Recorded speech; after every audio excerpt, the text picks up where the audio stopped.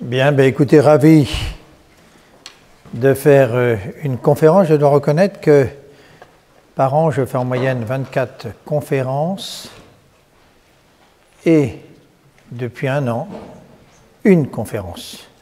Ça veut dire que ça devient de plus en plus difficile de parler dans ce pays pour des raisons sanitaires, etc. On va en parler tout à l'heure. Le sujet de la conférence que vous avez retenu est un sujet extrêmement difficile et délicat à traiter.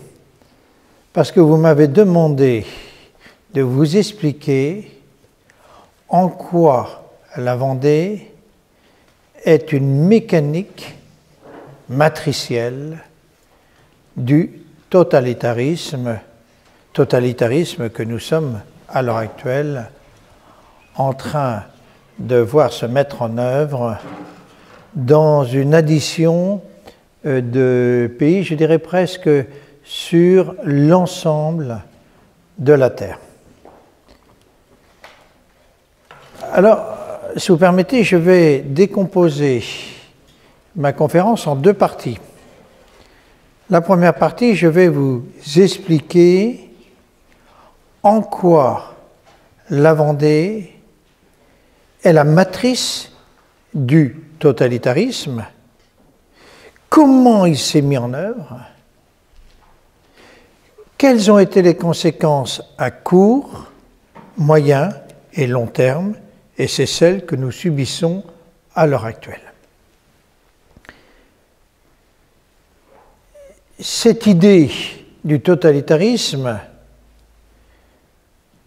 c'est-à-dire de la négation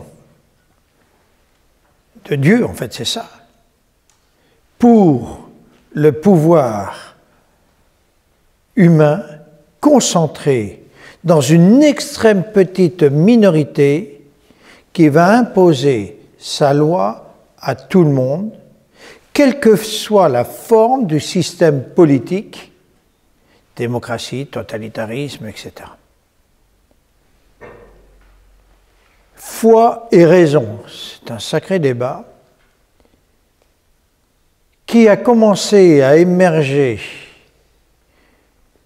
et à se traduire d'une manière extrêmement violente au XIIIe siècle. C'est saint Thomas d'Aquin. Ce débat qui va se traduire par un super mai 68 à Paris. Et ça va même générer des combats de rue qui vont entraîner même des assassinats. Foi et raison. Et petit à petit, ce débat va évoluer et va se traduire, se transférer de la philosophie au politique. Et ça donne le XVIe siècle, avec l'émergence de ce qu'on appelle l'humanisme. Et je pense d'ailleurs que le fondement même de la Révolution, c'est le XVIe siècle, c'est la Renaissance. Et en fait, le moteur de cette révolution, je vais peut-être vous choquer, c'est François Ier. Bien. Et on va cancériser, en fait, toute une philosophie, et je dirais tout un système de reproduction de l'État monarchique. Et ensuite, ça va se traduire par la mise en œuvre par un certain nombre d'auteurs, des philosophes. C'est tout le débat qui commence à émerger fin XVIIe siècle et qui va s'épanouir au XVIIIe siècle avec ce qu'on appelle le siècle des Lumières.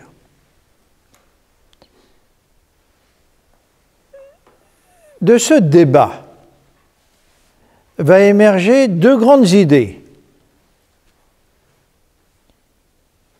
Première idée, le relativisme. Et dans le cadre de ce relativisme, et je reprends votre sermon, eh bien, Dieu devient accessoire et l'homme devient premier. Et après, c'est l'organisation humaine du système.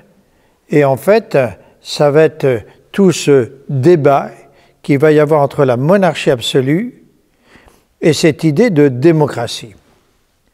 Alors on part toujours de cette idée que c'est lié au hasard, c'est lié aux circonstances, c'est lié aux événements, et qu'en fait ceux qui ont commencé à être là au début de la Révolution ne pensaient pas la Révolution telle qu'elle allait devenir, et que c'est vraiment une addition de circonstances qui a fait qu'on est arrivé au totalitarisme révolutionnaire. Je ne partage pas cette opinion, mais absolument pas. Parce que très tôt, ce que ont écrit un certain nombre de philosophes, notamment Rousseau et Voltaire, vont se traduire par une violence intellectuelle incroyable au sein du royaume de France, notamment, et on n'en parle pas suffisamment, par le biais de la franc-maçonnerie. Deuxièmement, et c'est quelque chose qui est fondamental, les salons. On ne parle pas des salons. Et en fait, il y a des salons un peu partout en France, qui sont d'ailleurs pour l'essentiel féminins. Et en fait, dans le cadre de ces salons, les idées vont buissonner, etc. Tant et si bien que lorsque Louis XVI arrive sur le trône, le débat est tellement abouti que lorsque Louis XVI énonce l'idée qu'il faut qu'il se fasse sacrer, le haut clergé et même ses proches lui disent que c'est une absurdité, que c'est une vieillerie, que cela n'a plus de sens, etc. Et Louis XVI va imposer le sacre malgré et envers tout le monde. Vous voyez, déjà ça commence. Le sermon de l'évêque qui l'a sacré est tellement scandaleux le roi va interdire l'impression. On n'a pas le contenu de ce sermon, mais on sait qu'il était scandaleux parce qu'il niait le caractère divin du sacre de Louis XVI. Et lorsqu'on fouille dans les écrits de Louis XVI, et notamment ceux qu'il fait vis-à-vis par rapport à son beau-frère, l'empereur d'Autriche, Louis XVI a parfaitement compris la crise philosophique et politique du royaume, que traverse le royaume, et il sait pertinemment qu'à un moment donné, il va y avoir une confrontation, et dès le début de la Révolution, il sait qu'il a perdu, et il l'écrit à son beau-frère. Alors vous me direz, mais c'est incroyable. Parce qu'on présente toujours Louis XVI comme un petit bonhomme d'1,60 m, rondouillard, imbécile, etc. Louis XVI, c'est tout sauf cela. C'est un grand homme. Et quand je dis sa taille, les gens sont toujours surpris parce que la manipulation est telle qu'on ne peut pas imaginer que la tricherie puisse aller jusque-là. 1,92 m, 90. C'est un homme d'une intelligence incroyable. C'est un scientifique, donc un rationaliste.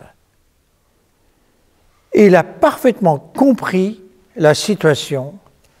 Et en même temps, c'est un homme spirituel, d'ailleurs comme son épouse, et ils vont le démontrer par la suite avec force et courage. Alors vous me direz, on est loin de notre sujet. Non, pas du tout.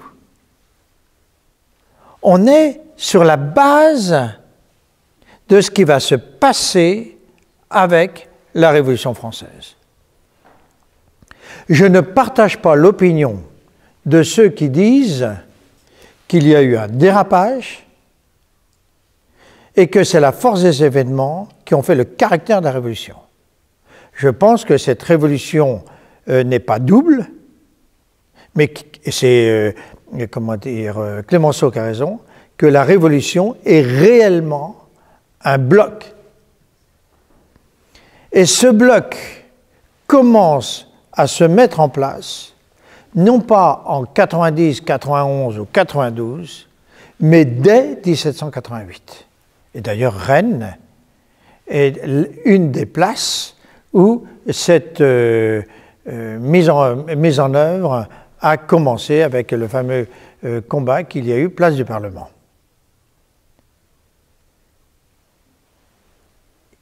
Il y a deux choses qui sont parfaitement pensées, mais qui sont difficiles à mettre en œuvre en raison des mentalités. Ce n'est pas moi qui le dis, ce sont les révolutionnaires. La première chose, c'est la nature profonde du caractère politique de la France et de son système politique. Et la deuxième chose, c'est que le peuple de France, les peuples de France sont des chrétiens. La monarchie française, c'est tout le débat de Jeanne d'Arc, etc. Jeanne d'Arc est clé pour comprendre cela.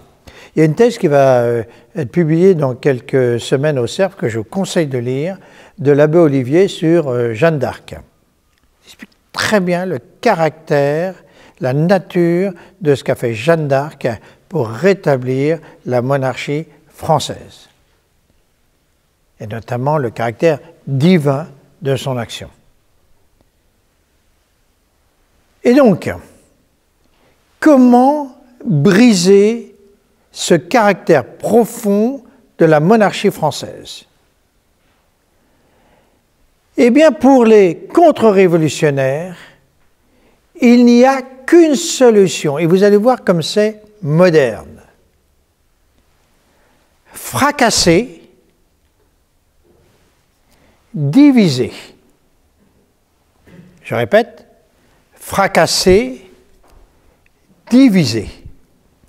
Et diviser dans l'opposition, faire en sorte que cette union vole en éclats et que les blocs vont s'opposer. Fracasser.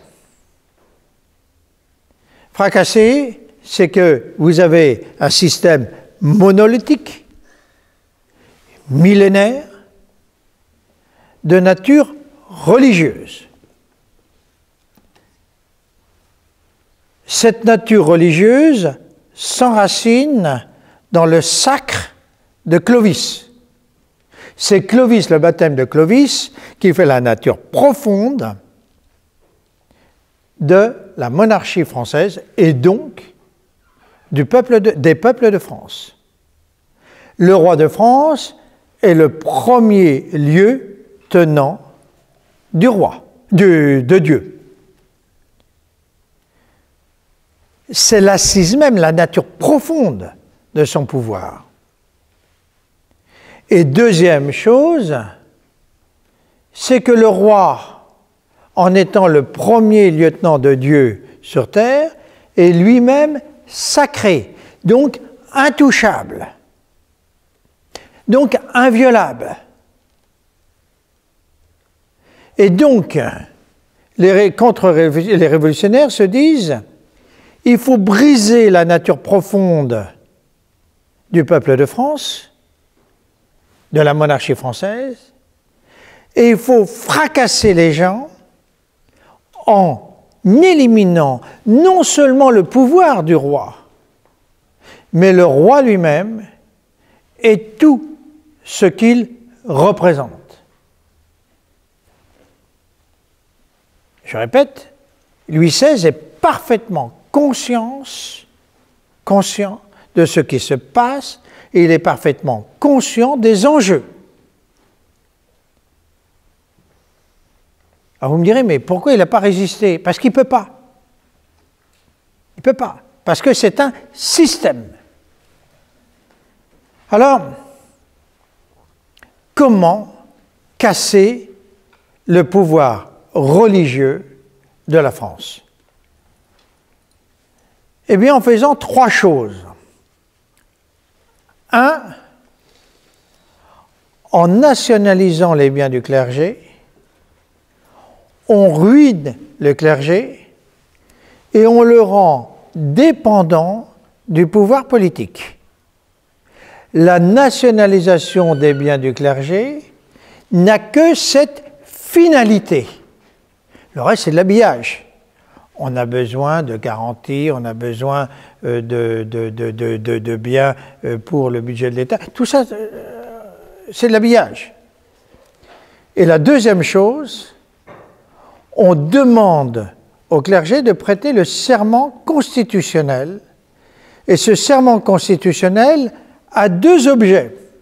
Un, briser le lien qu'il y a entre le clergé de France et la papauté. Et deuxième finalité, créer un système de féodalisation entre le pouvoir politique et le clergé, qui est la seule force de résistance organisée qui pense face à la Révolution. Ce qui est incroyable, c'est que on pensait la chose impossible, comme en 1905, pour les mêmes raisons d'ailleurs. Eh bien, c'est que cela va marcher.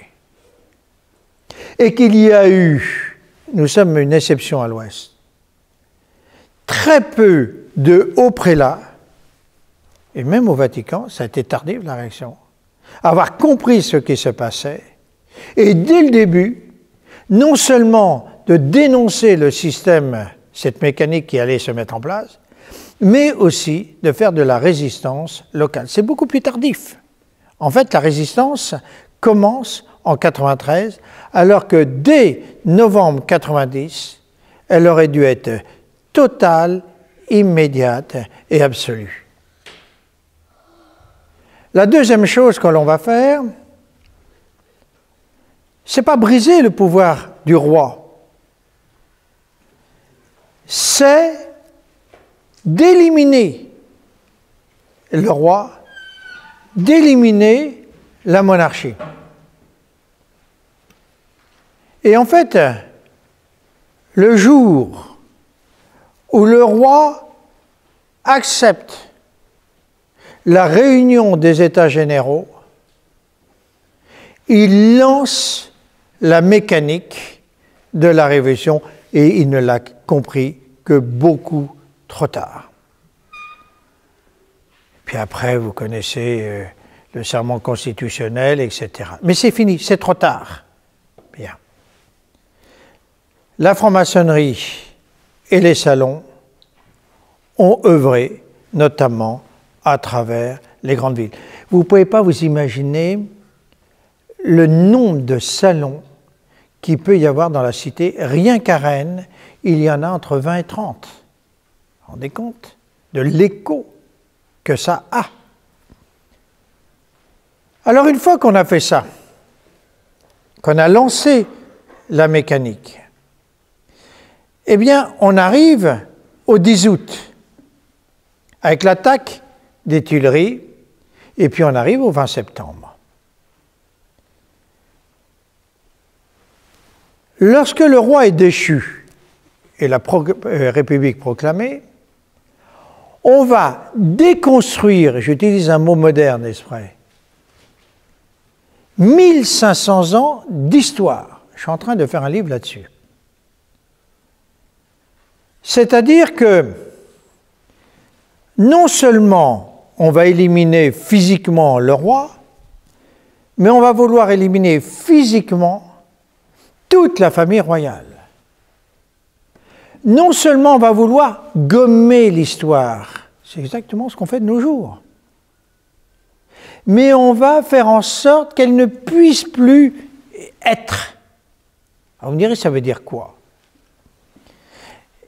On tue Louis XVI, on tue Marie-Antoinette, on tue l'enfant roi, mais en même temps, on va faire en sorte qu'il n'y ait plus de traces des choses. C'est le reset, on en parlait à table tout à l'heure. Alors vous me direz, mais ça veut dire quoi? Eh bien, on va éliminer l'existence matérielle, physique de la monarchie. Et je vais vous prendre quelques exemples. Eh bien, par exemple, on va détruire le cimetière royal. On va arracher les corps morts des tombes. Vous voyez ce que je veux dire? On arrache. On a cette scène. On va éliminer tout le caractère sacré. C'est la fameuse ampoule du Saint-Crème qui va être brisée et écrasée par Réhomme. On va éliminer tous les symboles, en les frappant, comme l'on dit. Et on va aller jusque loin, on a même créé des crimes nouveaux, comme le crime de ressemblance. Alors vous me direz, ça veut dire quoi? Eh bien, toute personne qui ressemble au roi ou à la reine doit être éliminée.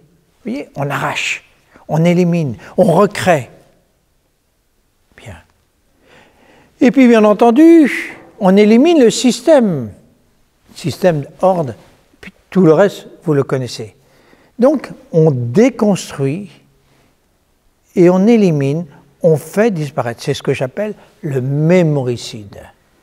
Bien. Et ensuite, on va imposer, c'est-à-dire on fracasse, on élimine, par la force, un ordre nouveau, l'ordre républicain. Liberté, égalité, fraternité. Il y a 2 jours sur CNews, vous avez eu un débat entre Philippe de Villiers et Éric Zemmour. Je ne sais pas si vous l'avez vu. C'était passionnant, d'ailleurs de même nature que ce qui s'était passé une semaine auparavant, entre Onfray et Zemmour. Vous pouvez voir ça par replay. Et donc, qu'est-ce que dit Zemmour? Il dit en fait, à l'heure actuelle, nous vivons une situation à la vendéenne. En fait, les Français sont devenus, je ne sais pas si vous vous souvenez de cette réflexion, des Vendéens. C'est ça que je vais vous expliquer.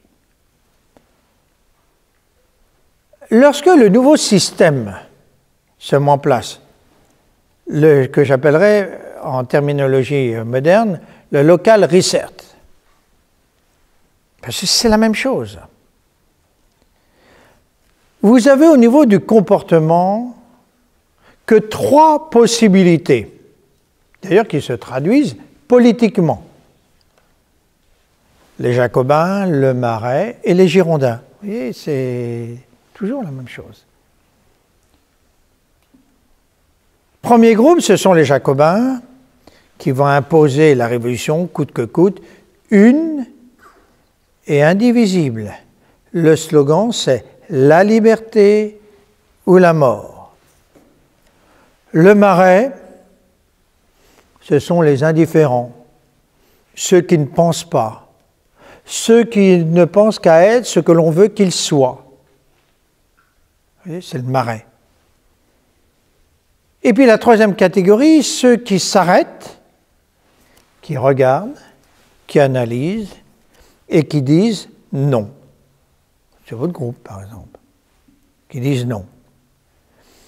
Et qui disent non en se disant, au-delà de dire non, on va prendre les moyens adéquats pour traduire notre négation par une lutte qui puisse faire que l'on soit. C'est clair ce que je viens de dire? Au niveau des révolutionnaires, ceux qui veulent créer le reset. La liberté ou la mort. Celui qui n'est pas avec moi est contre moi. Il n'y a que deux solutions. Soit on se convertit naturellement ou on accepte la conversion, soit on s'oppose. Alors comment peut-on faire accepter cette révolution, même si on n'y adhère pas? Eh bien, c'est la peur. On fait peur aux gens en disant, si, vous voyez que c'est très moderne, c'est très actuel, très contemporain, si vous ne faites pas ce que l'on veut que vous fassiez pour que vous soyez ce que l'on veut que vous soyez, eh bien, vous allez vous soumettre. Et on va trouver des arguments en disant, si tu n'es pas avec moi, tu es contre moi, si tu es contre moi, on t'élimine. À l'heure actuelle, c'est tu ne te fais pas vacciner, donc tu vas contre l'intérêt général et tu peux être la cause de la contamination. Et non seulement tu peux être la cause de la contamination, c'est-à-dire tu peux faire mourir des gens, mais toi-même tu prends le risque de mourir. C'est exactement la même chose. Vous voyez, c'est la forme qui change, mais le fond est le même. Donc, en gros, il y a Jean-Pierre Leroc, le fondateur des Mousquetaires, qui disait qu'il y a 3 catégories de Français, et qu'on retrouve partout. Un tiers de gens qui sont pour la Révolution, un tiers qui ne pense rien et qui va adhérer à tel ou tel courant, parce que, en raison des circonstances, il faut le faire. Et puis le 3e tiers, qui lui pense et qui va réorienter les choses. Alors on peut ne pas être d'accord avec le tiers, je ne sais pas si ça se vérifie dans toutes les situations, mais en tout cas, le schéma général est juste. Et je pense d'ailleurs que la Révolution française, c'est l'histoire d'une extrême petite minorité, comme la révolution soviétique, comme la révolution hitlérienne, comme la révolution mussolinienne, maoïste, etc. Et d'ailleurs, comme à l'heure actuelle, c'est une extrême petite minorité qui agit. Et d'ailleurs, je ne sais pas si vous avez vu, mais il y a quelques jours, on nous a expliqué qu'au sommet de l'État, on avait un homme génial qui, en travaillant sur ce qui se passe à l'heure actuelle au niveau des vaccins, c'était devenu le meilleur spécialiste au monde. Et que tout le monde autour de lui admirait cette capacité qu'il avait eue en quelques mois à surpasser les médecins qui avaient travaillé sur les problèmes de transmission des virus et qu'il avait des leçons à donner à tout le monde. Ça ne vous rappelle pas quelque chose, ça? Ben, Ceausescu, Hitler, Mao, etc. C'est exactement la même chose. La sacralisation de l'homme premier. Et derrière, nous avons autour de Ceausescu, on appelait ça les pingouins, les gens qui applaudissent. Bien.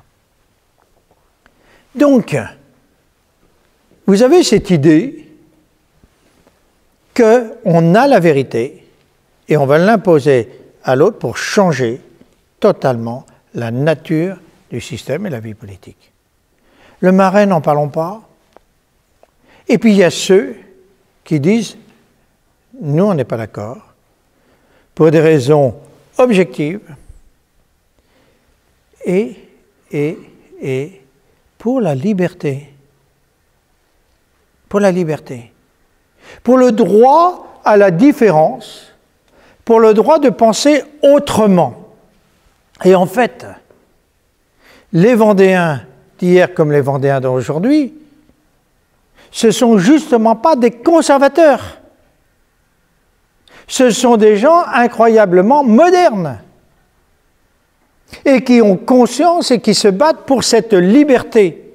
En fait, je dirais presque, ça va vous sembler choquant, ceux qui défendent la liberté en étant contre la Révolution, ce sont justement les réactionnaires, ceux qui veulent que l'on pense différemment.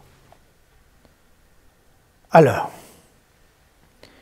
lorsque le système est confisqué par une petite minorité qui veut imposer unilatéralement une pensée unique, eh bien, il faut empêcher l'autre d'être. Ce qui est passionnant avec la Vendée, et c'est pour ça que c'est une matrice,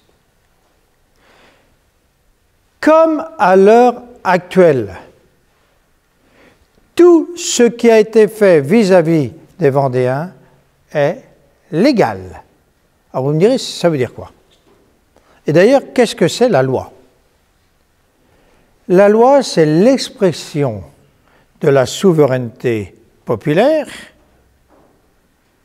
qui se traduit par l'élection d'une minorité qui va voter des textes d'intérêt général qui s'imposent à tous et qui va prendre les moyens adéquats pour les imposer. C'est ça, la loi.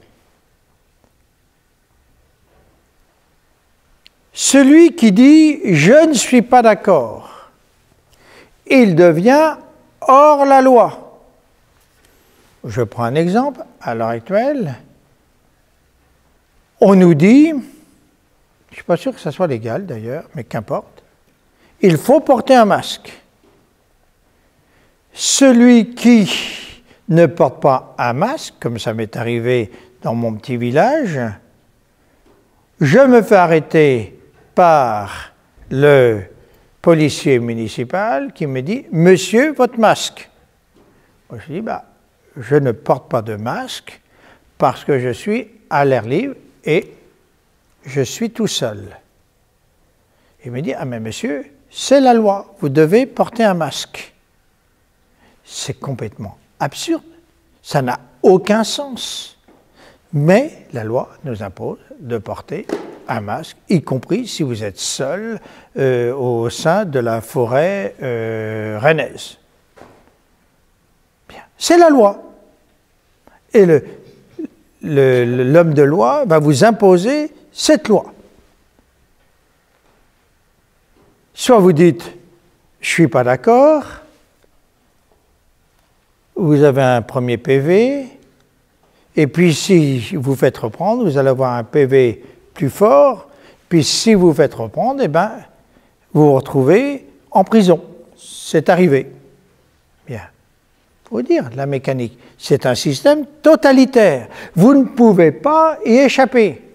Quel que soit l'endroit où vous êtes, quelle que soit votre volonté, le système, il est là. Donc il y a la Révolution, et c'est pour ça que c'est une matrice, la Vendée. C'est que lorsque les Vendéens disent non, nous sommes pour la liberté, le comité de salut public va se réunir en se disant « ces gens-là ne veulent pas penser comme on veut qu'ils pensent, eh bien, il faut les punir ». Mais au-delà de la punition, comme on ne pourra pas les régénérer, c'est-à-dire les soumettre à la loi, eh bien, il faut les éliminer. Les éliminer. Parce qu'ils ne pourront jamais accepter d'être ce que l'on veut qu'ils soient. Ce qui est fascinant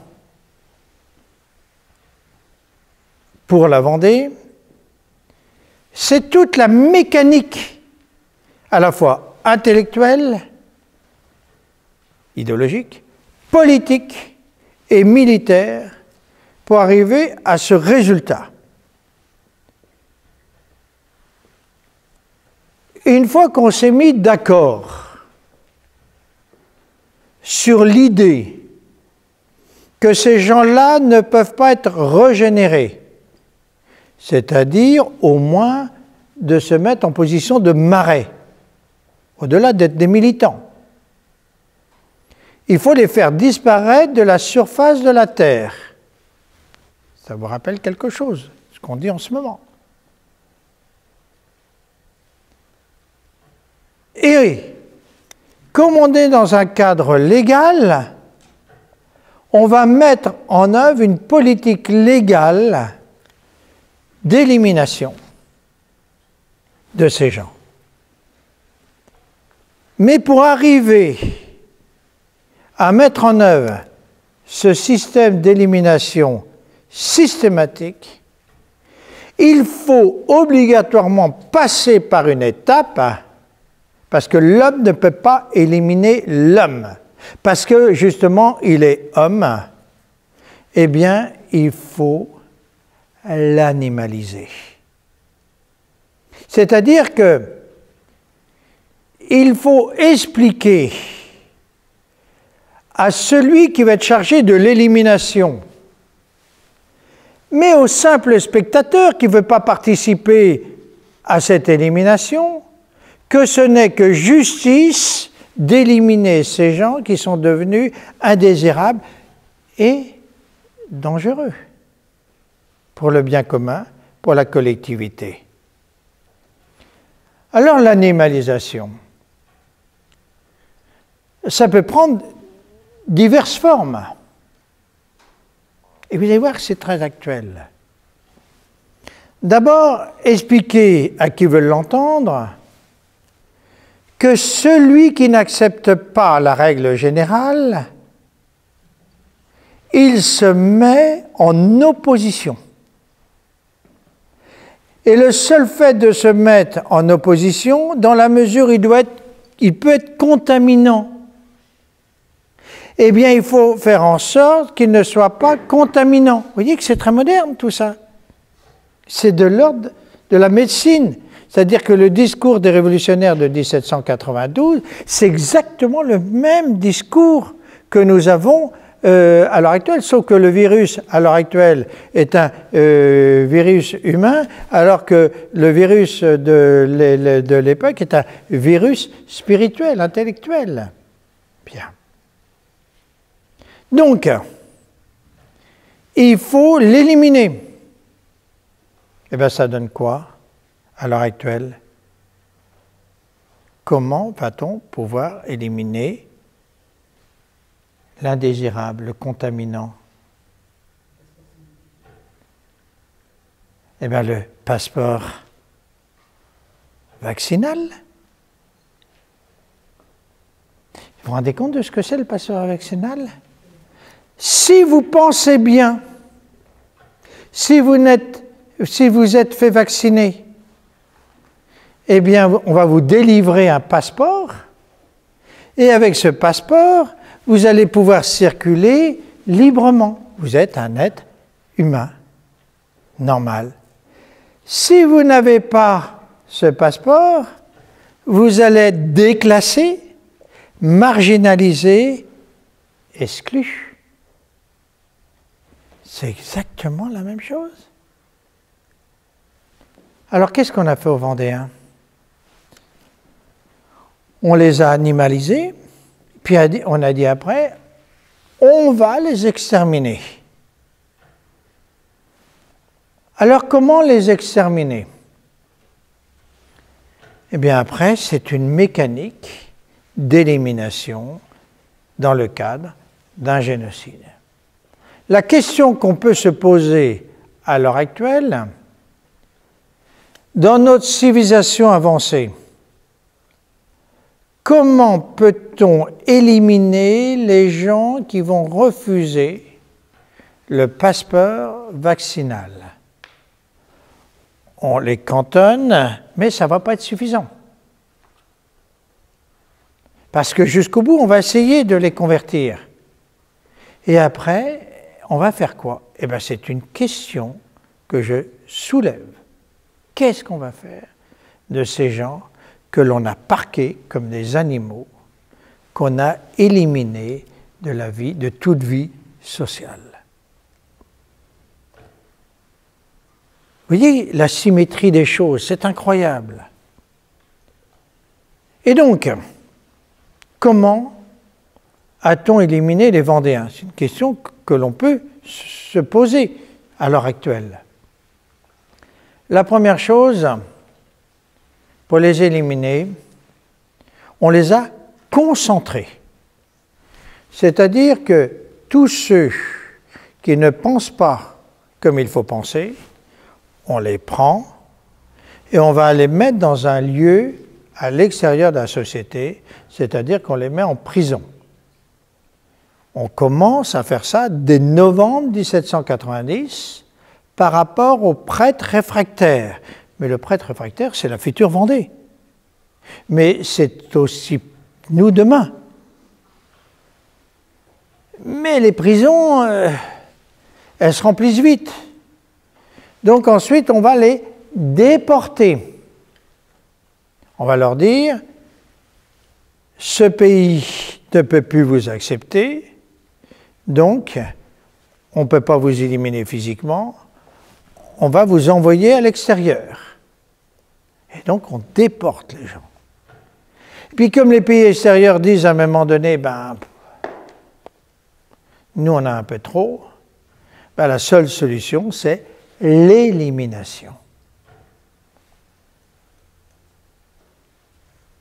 Cette idée d'élimination est une idée soulevée très tôt par les révolutionnaires. On a traité de la nature humaine, je vous l'ai dit, on les a animalisés. D'ailleurs, on va être si loin que l'on va décider, dans le cadre de l'animalisation, écoutez bien ce que je vous dis, que comme ce ne sont plus des hommes, eh bien, ils ne peuvent pas avoir une personnalité morale. Et comme ils ne peuvent pas avoir une personnalité morale, eh bien, par nature, ils ne peuvent plus être propriétaires. Donc tous leurs biens sont nationalisés. Attendez, excusez-moi, hein, je ne parle pas de la Russie ou d'Hitler, là. Hein. Je parle bien de la Vendée de 1792, 93, 94. Hein. Après, ce n'est qu'une répétition. Donc on nationalise tous leurs biens. Et on a été si loin par rapport aux Vendéens qu'on va même arracher leur nom de département parce qu'ils n'existent plus, ils ne sont plus, pour leur donner un nouveau nom, département Vengée. Vous me direz, mais on pourrait faire ça à l'heure actuelle? Oui, bien sûr. Bien sûr. On peut très bien demain dire, vous ne voulez pas vous faire vacciner, donc vous refusez la loi, donc on va vous éliminer, on vous met en prison, et comme vous ne voulez pas obéir, ben on vous prend vos biens. Vous me direz, mais c'est pas possible. Ah bon? Ben, Hitler l'a fait, Mussolini l'a fait, Pol Pot l'a fait, etc. Qui nous dit que demain, ça ne peut pas être possible? Puisqu'on veut qu'il y ait ce passeport vaccinal, on veut que vous soyez vaccinés. Tout est possible. Il faut bien que vous en ayez conscience. Et tout ça au nom de l'intérêt général. Et puis après, reste le problème de l'élimination définitive de l'individu. Alors pour la Vendée, je tiens à le répéter, on en a 7. Peut-être que demain, ça sera notre cas. C'est de l'ordre du possible. Parce qu'il suffit de dire au peuple, il y a ces gens-là, ce sont de dangereux résistants, et puis on va stimuler la haine. Tout est possible. Ça a été le feu, ça a été le sabre, la guillotine, les noyades, l'asphyxie, ce qu'on appelle l'enfumage à l'époque, la décollation à coups de... et puis ce qu'on appelle le gazage. Tout est possible demain. Absolument, tout est possible. Bien. Et ce n'est pas à l'échelle d'un pays, ce n'est pas à l'échelle d'un continent, mais ça peut être à l'échelle mondiale, au nom de l'intérêt supérieur. Alors, face à cela, peut-on résister? C'est extrêmement difficile. Et je le vois bien, moi, ce qui se passe autour de moi. Même ceux qui étaient hostiles à la vaccination se disent « Ah, tout de même, au nom de l'intérêt général, il faut que je me dévoue. » Et puis, mon fils ne veut plus m'emmener mes petits-enfants parce que je ne suis pas vacciné. Vous voyez, on stimule la pression familiale, on va jusque-là. Et on va stimuler la pression scolaire. Ça veut dire que celui qui n'est pas vacciné, on va voir ça, hein, il ne pourra pas aller à l'école. Or, la scolarisation est obligatoire. Donc, si, vous voyez la mécanique, si vous refusez de mettre votre enfant à l'école par le fait de la vaccination, c'est vous-même qui va être entraîné en prison. Vous voyez, tout est possible. On a, par exemple, des cas en Allemagne, déjà, etc. Et c'est pour ça que la situation dans laquelle on vit à l'heure actuelle est vraiment le prolongement, sous une autre forme, de la situation qu'on a vécue il y a 200 ans dans ce pays, mais aussi qu'on a vécu, on l'a déjà oublié, en 1848 ou en 1945. On est, à l'heure actuelle, dans un système d'inversion totale, absolue. Je vais vous prendre un exemple qui me sidère. C'est l'histoire de la Commune à Paris. Vous savez ce qui sont les communards. Ils se sont emparés de Paris et ils vont décider, au nom de l'idéologie communiste, de détruire l'expression de l'ancien système et d'éliminer un certain nombre de personnes. C'est ainsi qu'ils vont brûler les Tuileries, qu'ils vont abattre la colonne de Vendôme, etc., qu'ils ont même voulu brûler le Louvre, brûler l'hôtel de ville. Le maire actuel socialiste de la ville de Paris rend hommage à ces gens. Vous voyez que tout est possible, absolument tout. Et ne pensez pas que tout de même, il n'y a pas de limite, et qu'il y a des limites. Non, il n'y en a pas. C'est un système, je répète, total. Je rappelle que certains imaginent même d'éliminer l'homme parce qu'il est homme de la surface de la Terre, parce que source de pollution. On est dans ce schéma. Ça veut dire que chacun d'entre nous est en danger. Il faut vraiment en avoir conscience. Nous sommes tous, comme disait Éric Zemmour il y a 2 jours, des Vendéens. Et on a bien en face de nous un système totalitaire qui a balayé d'ailleurs tous ceux qui pensaient différemment notamment dans la gestion de la crise. Pensez au professeur Raoult, etc. Donc, entrer en résistance va devenir de plus en plus difficile et délicat. Alors vous me direz, parce que je sens la question, quelle est la solution? Ben, de vous à moi, face à un système totalitaire de nature globale comme nous le vivons à l'heure actuelle, je n'ai pas la solution. Je ne l'ai pas. Même le pape s'est fait vacciner. Il n'a même pas sollicité l'aide de Dieu pour faire en sorte que cette maladie disparaisse. Il n'y a même pas pensé. Il s'est fait vacciner. Oui. Je n'ai pas la solution.